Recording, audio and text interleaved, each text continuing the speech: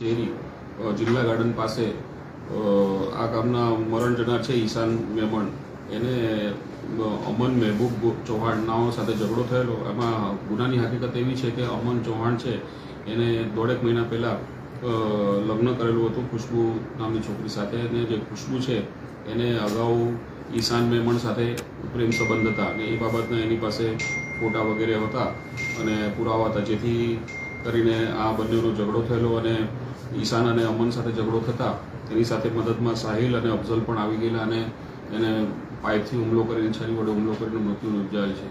અને આ બાબતે ભક્તિનગર પોલીસ સ્ટેશનમાં 103(1) મુજબનો ગુનો ખૂનનો દાખલ કરેલ છે અને આગળની તપાસ કરી છે. કુલ 3 આરોપી છે. હાલમાં પોલીસ કબજામાં સાહિલ અને અફઝલ છે. અમન ભાગી ગયા છે.